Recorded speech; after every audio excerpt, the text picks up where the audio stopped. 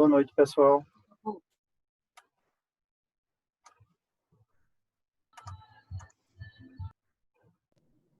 Boa noite, doutor Jordano.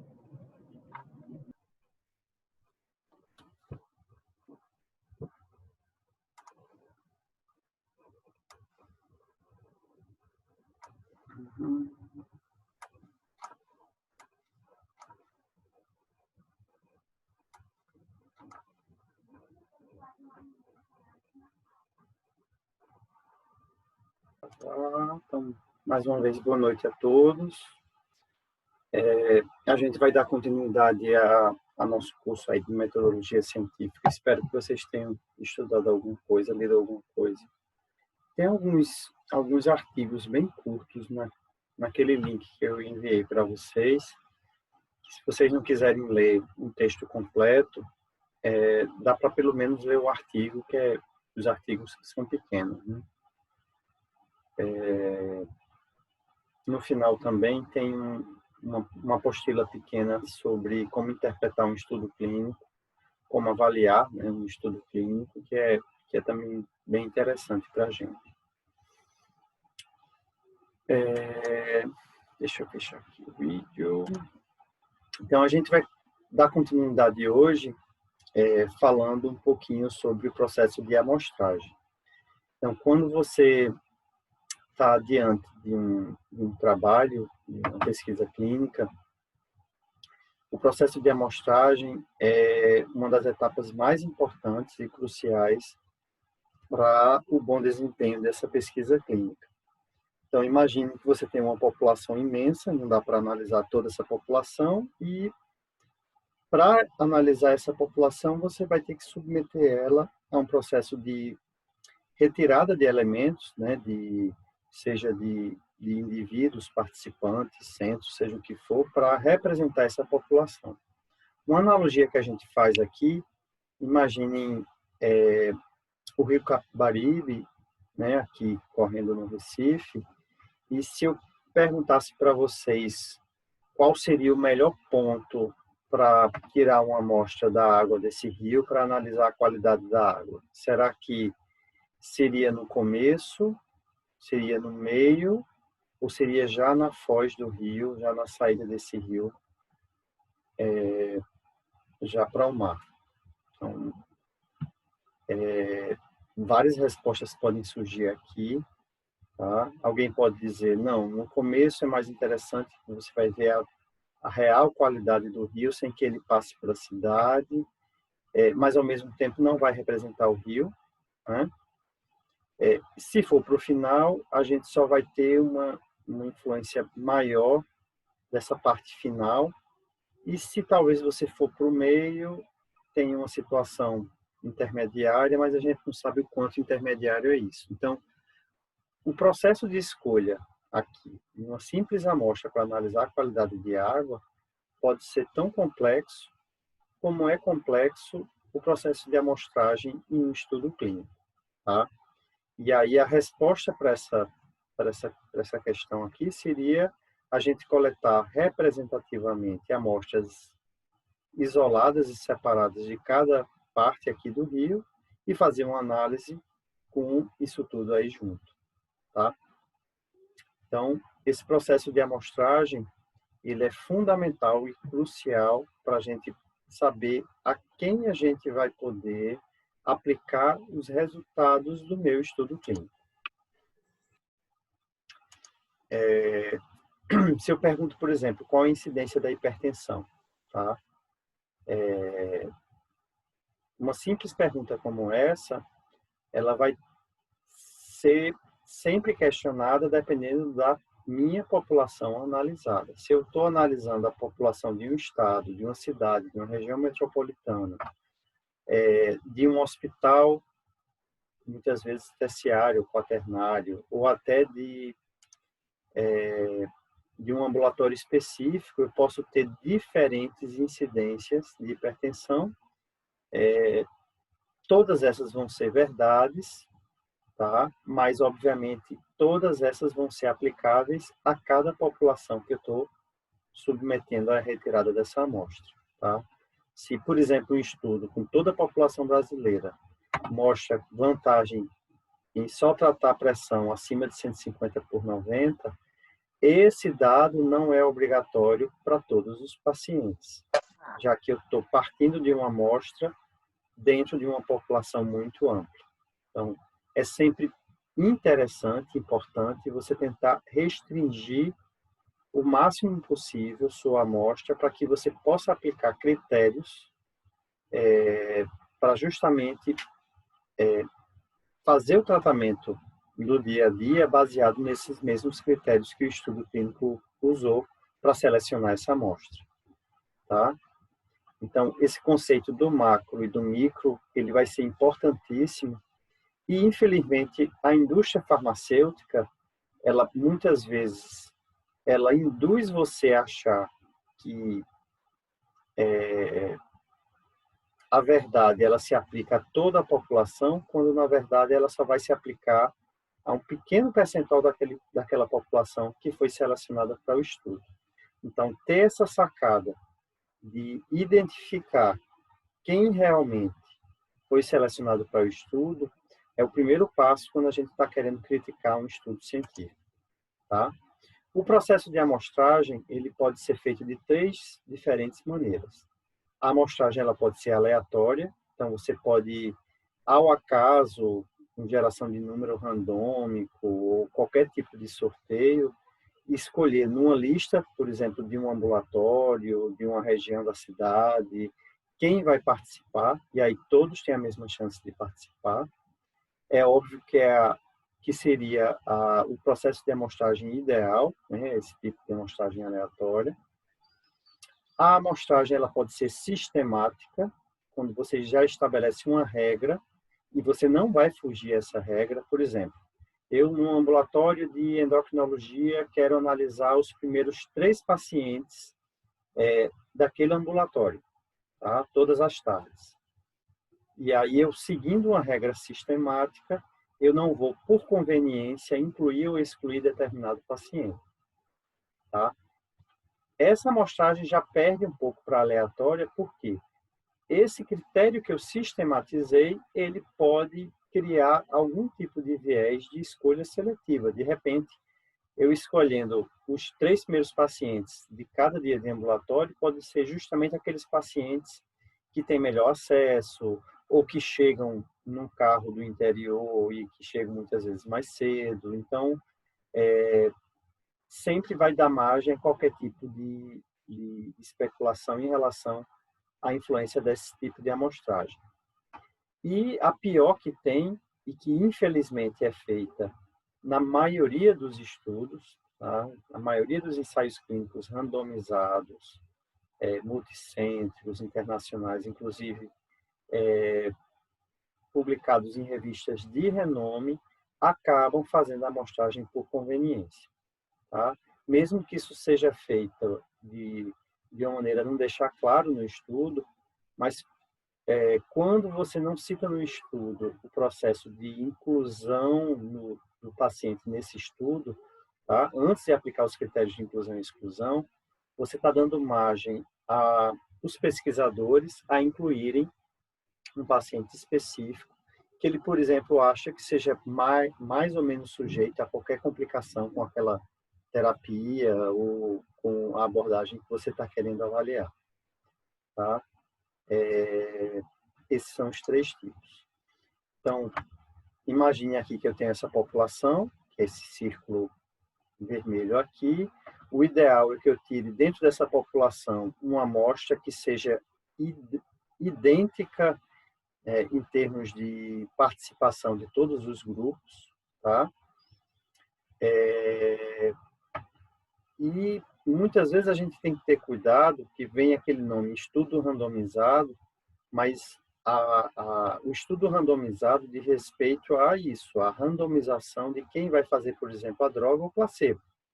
Não é randomizado a inclusão do paciente no estudo, tá? E aí vem o conceito de qualidade da amostragem, que, como eu disse, um estudo com boa qualidade de amostragem, idealmente vai ter sua amostragem do tipo randomizada, né, com escolha aleatória, e qualidade de randomização, que geralmente nos estudos, aquela primeira tabela que mostra do grupo 1 e do grupo 2 que não existe diferença significativa em relação às variáveis, indica que a randomização para pertencer no grupo 1 ou no grupo 2, ela foi feita de maneira correta. Tá? Então, são dois conceitos bem distintos e que muitas vezes são confundidos.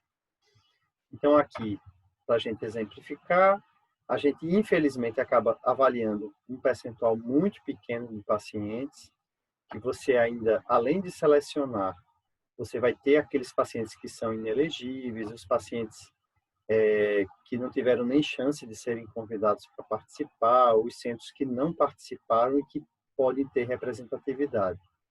E à medida que você sobe aqui, o potencial benefício ele vai se afunilando. Então, aqui está os doentes, eu tiro uma amostra que seja representativa, no ensaio clínico randomizado, eu vou randomizar para grupo experimental, grupo controle, e vou analisar os desfechos no final. Tá? A randomização aqui é uma randomização para participar do grupo experimental e do grupo controle. Na amostra, infelizmente, como eu disse, na maior parte dos estudos é feito por mera conveniência do pesquisador. Uma vez que eu tirei os pacientes, né, eu peguei minha amostra, né, selecionei minha amostra, eu vou, de uma maneira conseguinte aí, submeter essa amostra aos chamados critérios de inclusão e exclusão. Esses critérios têm que ser definidos previamente, então você tem que, na metodologia do estudo, já deixar claro quem você vai incluir e excluir, tá? Geralmente, a gente tenta excluir situações que possam dificultar a análise da amostra, principalmente quando você tem um evento que pode ser gerado por outra situação que não seja o experimento que você está tentando analisar. Então, se o paciente, se a droga em questão que eu estou querendo analisar, ela pode provocar insuficiência renal, então eu posso, por exemplo, já tirar os pacientes com insuficiência renal grave, já que isso poderia ser precipitado com mais facilidade nesse tipo de estudo, tá? Outra coisa importante é que eu vou tentar incluir pacientes com variáveis que podem aumentar a chance de causa e efeito. Então, se eu estou querendo analisar uma droga para reduzir o risco de doença demencial, de demência, eu não vou incluir pacientes que tenham 50, 60 anos, porque eu vou precisar acompanhar esses pacientes por muito mais tempo do que se eu usar um critério de inclusão com uma idade já mais avançada. Tá? Eu quero aumentar a chance de causa e efeito. E eu vou também analisar essas influências externas, como eu disse, por exemplo, influência renal, hormonal, se o paciente está fazendo outro tratamento que possa dificultar a análise desse estudo. Tá? Só para vocês terem uma noção, até a década de 80, 90, a maioria dos ensaios clínicos em cardiologia simplesmente excluíam as mulheres, porque era tido que, pelas variações hormonais das mulheres, os resultados poderiam ser completamente errôneos e atrapalharem a análise final do estudo. Tá? Isso, felizmente, caiu, mas existia esse machismo científico, principalmente na área de cardiologia, nos ensaios clínicos dessa época. E dentro do processo de amostragem e submissão aos critérios de inclusão e exclusão, um ponto que tem que ser sempre analisado quando a gente está vendo um estudo científico é a chamada validação. A validação ela pode ser a validação interna, validação externa e um outro conceito importante que seria a reprodutividade. O que seria a validade interna? Tá? É quando eu tenho uma representatividade dos resultados na população, tá? E isso é demonstrado quando eu analiso uma população o mais homogêneo possível, tá? Então, vocês vão ver que tem estudos que juntam pacientes em diferentes fases da doença, desde a fase assintomática até a fase mais avançada, e geralmente esses estudos, por incluírem pacientes em diversas fases da doença, eles têm pouca validade interna. Porque mesmo que eu consiga comprovar que a droga foi eficiente, por exemplo, como eu misturei pacientes bem heterogêneos, a gente não sabe se realmente o que foi encontrado pode ser aplicado à minha amostra como um todo, à minha população como um todo. Então, a gente avalia a validade interna pelo grau de homogeneidade dessa população.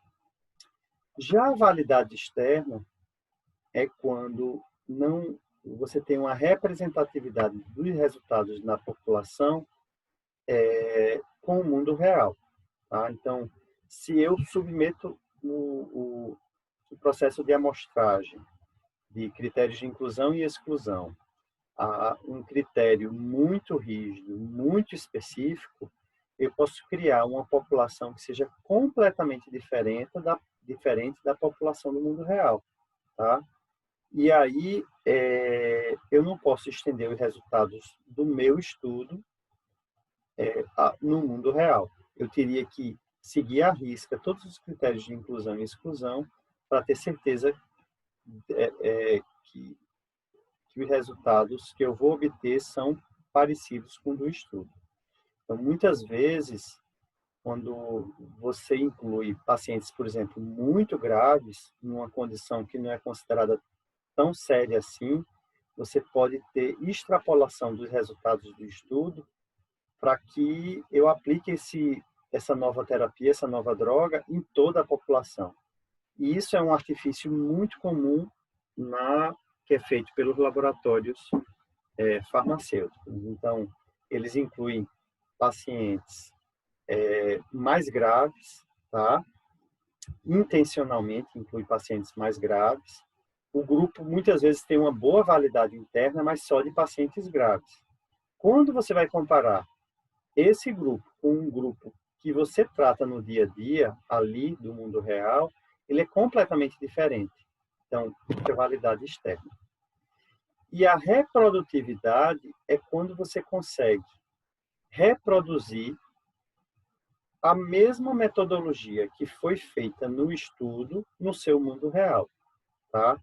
Então, se eu tenho um estudo que usou determinado tratamento para alguma doença específica e que esse paciente é acompanhado por uma equipe multidisciplinar, que tem consultas a cada 30 dias e que é seguido de perto, e a minha reprodutividade em relação a isso, eu não consigo nem chegar perto disso, que é o que acontece geralmente no serviço público.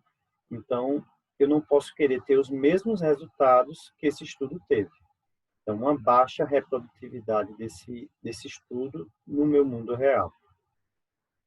E isso muitas vezes é fácil de você identificar. Então, quando você pega mesmo essa tabelazinha aqui que mostra as características de base da população, né, da minha amostra, muitas vezes você vendo o percentual de determinadas comorbidades, você consegue, isso está muito diferente do meu ambulatório, do meu bloco cirúrgico, dos pacientes que eu indico, por exemplo, determinada cirurgia. Então, se você nota essa forçação de barra para incluir pacientes mais críticos, mais graves, com certeza uma baixa validade interna vai estar presente e outras situações também. Então, aqui só para resumir, da população eu tiro uma amostra que seja representativa, veja que a cor é parecida, submeto a critérios de inclusão e exclusão, e aqui, inevitavelmente, eu vou ter um grupo aqui mais diferente em relação a esse grupo inicial, tá? Isso vai ser o meu N do estudo, e eu vou ter a perda de segmento. De uma maneira geral, a gente aceita a perda de segmento de até 10%, mas que isso se mantenha mais ou menos constante. O perigo vai ser se essa minha amostra, depois dos critérios de inclusão e exclusão, ela for muito heterogênea dentro dela, ou seja, baixa validade interna, e ela for completamente diferente da minha população inicial ou da população do mundo real, que seria a validade externa. Tá? Aqui a gente tem que, como eu disse, ter muito cuidado.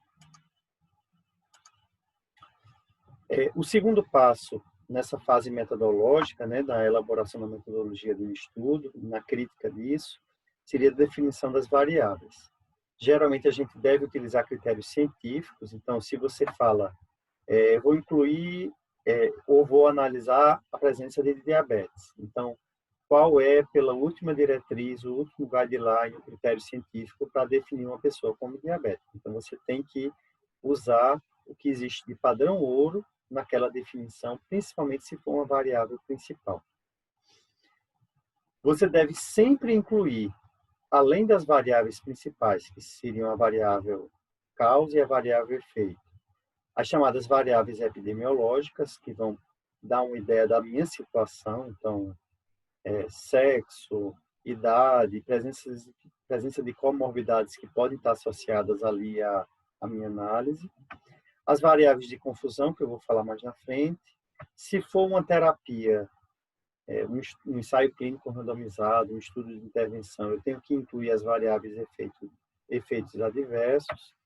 E, geralmente, o que eu sempre oriento para o residente que está elaborando a monografia é incluir o famoso plano B, que seria ou uma variável de explicação alternativa, ou simplesmente um estudo dentro daquele estudo, para, se o estudo principal ele não conseguir um índice de significância para confirmar ou afastar, você ter esse plano B para poder não ficar realmente haver navios.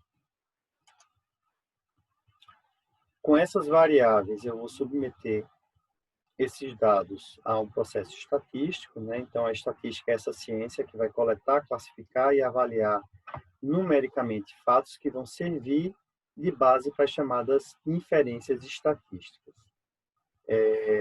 O método e as técnicas que visam obter as conclusões para uma população a partir de informações numéricas que acontecem dentro de uma amostra, isso sempre na presença da chamada incerteza. Então, a gente vive nas ciências biológicas em constante incerteza, e aí a estatística é que vai analisar a tendência de toda essa situação. Então, a verdade científica, como eu disse, ela nunca vai ser absoluta, né? Você vai ter exacerbações, e que essas exacerbações, quando você submete uma amostra, por exemplo, a determinada ação, é que vai definir, por meio de probabilidade, chance e risco, a verdade científica que a gente está querendo analisar. Então, eu tenho aqui minhas variáveis, submeto essas variáveis a uma ação ou a uma exposição específica. Essas variáveis vão variar, tá? Por exemplo, aqui no antes e depois, e eu vou submeter isso a um cálculo estatístico para saber se isso aqui foi realmente diferente em relação a isso, tá? Um procedimento puramente matemático, mas que também tem toda uma crítica relacionada a esse tipo de coisa. As variáveis em estatística, elas são definidas como variáveis dependentes e independentes. Então, geralmente, eu tenho a variável que depende, ou seja, o efeito que depende de uma causa. Então, aqui seria o Y do gráfico, ele vai variar de acordo com o X, que seria a causa, tá? Então, nesse caso aqui, eu quero analisar a pressão arterial de indivíduos em 4 estágios definidos aqui de situação psicológica. Então, qual é o efeito? Pressão arterial, tá? Variável dependente, pressão arterial. Qual é a variável causa? Nível de depressão, tá? Naquela ideia inicial que eu coloquei de variável explicativa, se a gente quisesse, por exemplo, fazer um estudo simples como esse, que era medir a pressão arterial em pessoas em níveis diferentes de transtorno psicológico, não custava nada criar mais uma variável causa, ou seja, mais uma variável independente, para analisar esse efeito, tá? A gente poderia analisar um score de depressão ou qualquer outra coisa que possa estar relacionada com esse efeito aqui, tá? É sempre interessante rechear o seu trabalho de variáveis independentes, tá? Mesmo que depois fique supérfluo, você acaba tirando uma coisa ou outra, mas é sempre bem interessante, principalmente porque às vezes você encontra variáveis de confusão, de explicação alternativa, que podem estar influenciando no meu desfecho, que seria o efeito que a gente está analisando aqui. As variáveis também, elas são classificadas. Essa classificação ela é interessante a gente saber, porque quando a gente vai enviar para um estatístico, você precisaria, às vezes é bem claro, né, essa classificação, mas algumas outras vezes não fica muito claro que tipo de variável você está lidando. Então, o estatístico ele vai saber que para um estudo com variável qualitativa do tipo nominal, ele vai precisar de um teste, por exemplo, de um Q-quadrado. Já se for ordinal, ele vai usar um Q-quadrado de tendência. Então, é importante que ele tenha realmente essa noção e que você indique para o estatístico que tipo de variável você está colocando para ser analisado. Então, de uma maneira geral, as variáveis elas podem ser qualitativas ou quantitativas. Qualitativas ou categóricas, o nome já diz, tá? É quando eu defino a variável como sim, não, presente, ausente, seria o exemplo clássico das variáveis dicotômicas que só podem assumir duas categorias, tá? Masculino ou feminino, tá? Nas politômicas, eu posso ter mais do que duas categorias. Então, indivíduo jovem, indivíduo, criança, jovem ou idoso, tá? Além disso, essas categorias elas podem ser ordinais, então criança, jovem e idoso, que a gente sabe que existe uma ordenação de acordo com a idade, e ela pode ser simplesmente nominal quando eu tenho três categorias que não competem entre si, tá certo? A lua está cheia, está minguante, está crescente e não existe uma categoria superior em relação à fase da lua. Então, seria uma variável do tipo nominal, categórica do tipo nominal. Nas variáveis quantitativas ou numéricas, elas podem ser discretas ou contínuas. Na variável discreta, eu teria, por exemplo, o número de filhos de um paciente, tá?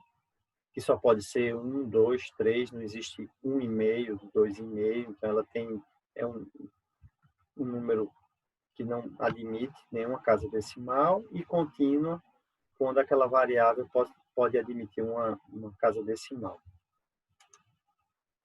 Então, aqui um exemplo, e muitas vezes o interessante é que você pode transformar uma variável em outra. Então, se eu pego, por exemplo, um estudo que analisa a dose do ômega 3 e o nível de HDL de acordo com essa dose, tá? Eu teria, por exemplo, um estudo com uma variável numérica e outra variável numérica, nesse caso do tipo contínuo, tá? Mas eu posso transformar a partir de um ponto de corte HDL baixo e HDL normal, tá? E aí essa variável HDL, ela ao mesmo tempo, ela seria uma variável numérica, né, uma variável quantitativa, e seria uma variável qualitativa. Do mesmo jeito que eu posso definir um ponto de corte aqui da dose do ômega 3 para dizer dose baixa e dose alta. E veja que isso acaba sendo um artifício para quem vai fazer uma monografia, de ter mais análise estatística para encontrar o que você está querendo analisar. Então, por exemplo, uma determinada droga pode induzir hiperglicemia sem que o indivíduo desenvolva diabetes de uma maneira significativa, mas a gente pode notar uma tendência né, por uma regressão linear, de uma indução de determinada resposta, né, que foi o caso aqui. Talvez um paciente só que normalizou o HDL com ômega 3 em dose alta não seja suficiente para, num estudo com variável somente categórica, dizer que o ômega 3 é bom para aumentar o HDL. Já se eu analisar duas variáveis numéricas, é muito mais fácil notar essa tendência de aumento progressivo do que com essa variável sendo categórica. Nas variáveis também, a gente vai analisar os desfechos clínicos. Tá? Quando a gente tem os ensaios clínicos randomizados, os desfechos eles podem ser duros, tá? Hard, quando você não tem nenhuma chance de falha de interpretação. Então, o desfecho é morte ou não morte. Não existe dúvida se o paciente morreu ou não morreu. Diferente quando é um desfecho, por exemplo, de teve ou não teve dor, se sentiu melhor, pior. Então, é um desfecho que seria um desfecho mole, mais difícil de você analisar. Além disso, os desfechos eles podem ser simples, tá? Quando é ele isoladamente, e muitas vezes a gente vê os ensaios clínicos com os desfechos combinados, tá? Que tem uma coisa interessante de você juntar vários desfechos para ter uma análise que requer um N menor, então um dado para a economia de número de pacientes, interessante, tá? Mas em compensação é um artifício porque não vai dar uma ideia representativa do que possa ter mais influenciado. Então você tem um combinado tipo morte, infarto e necessidade de revascularização, que é o que a gente observa nos ensaios de cardiologia, mas muitas vezes o paciente só teve aumento de necessidade de revascularização, ele não morreu nem infartou mais. Mas a mensagem que o estudo dá é que houve um aumento do endpoint composto de morte, infarto e revascularização nos pacientes que fizeram determinado tratamento. Geralmente é assim que eles colocam. A variável de confusão, que eu tinha dito, é quando você tem uma variável causa e efeito, mais uma segunda variável causa, ou seja, a associação entre exposição e efeito, ela é distorcida por essa variável que a gente chama de variável de confusão. Só para vocês terem um exemplo, para fixarem isso, se a gente pegar um estudo com uso de café e câncer de esôfago, talvez encontre que os usuários de café têm muito mais câncer de esôfago do que os não usuários de café. Se você, por acaso, desconfia que os usuários de café também são os que mais fumam, tá? Então, a variável de confusão aqui seria fumo. O que é que eu vou fazer? Eu faço uma reanálise, dessa vez estratificada, por subgrupo, considerando a variável de confusão fumante e não fumante. E vejo que, considerando só os fumantes, tomar ou não tomar café não aumentou o câncer de esôfago, e entre os não fumantes também não houve aumento de risco de câncer de esôfago.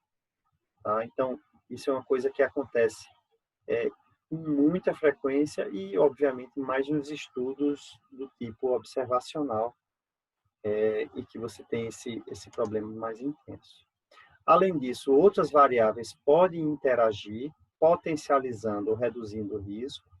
Então, um estudo que o uso de álcool causa esteatose, a gente sabe que o uso de álcool também leva a hipertrigliceridemia e que a obesidade também leva a hipertrigliceridemia e leva a esteatose. E essa interação, que pode ser positiva ou negativa, vai influenciar na análise que eu estou querendo fazer da minha pesquisa. Então, atenuação e intensificação, tá, de determinada variável, a gente chama de interação. Eu vou deixar para a próxima aula esse procedimento de análise dos dados, tá? E aí a gente vai falar um pouquinho dos vieses e vai terminar vai ser a aula mais longa, a próxima aula, vai ser a última, com a medicina baseada em evidência, tá? Fico aí para alguma dúvida. Se vocês quiserem perguntar